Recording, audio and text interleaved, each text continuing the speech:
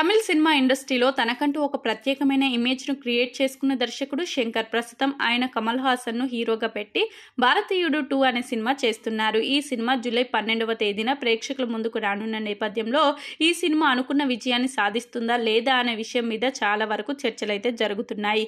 ఇక ఇప్పటికే ఈ సినిమాకి సంబంధించిన రన్ టైం కూడా 3 గంటల 4 నిమిషాలు ఉండడంతో అది సినిమా మీద ఏదైనా ఎఫెక్ట్ కొట్టే అవకాశాలు ఉన్నాయా అనే వార్తలు కూడా వస్తున్నాయి. కానీ రన్ టైం పెద్ద విషయం అయితే కాదు. ఇక రీసెంట్ గా వచ్చిన కల్కి సినిమా కూడా 3 గంటలకు పైన ఉన్నప్పటికీ అది ప్రేక్షకులందరినీ ఎంగేజ్ చేసింది. మరి ఈ సినిమా కూడా ఎంగేజింగ్ స్క్రీన్ ప్లేతో కనుక నడిచినట్లయితే సినిమా కూడా సూపర్ సక్సెస్ అవుతుందని చెప్పడంలో ఎంత మాత్రం అతిశయోక్తి లేదు.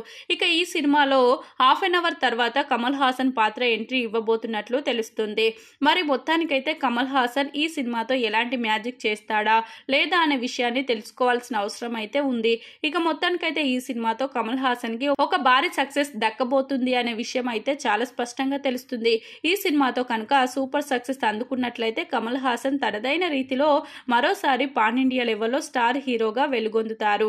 చూడాలి మరి ఈ సినిమాతో తను ఎలాంటి మ్యాజిక్ చేస్తాడు అనేది.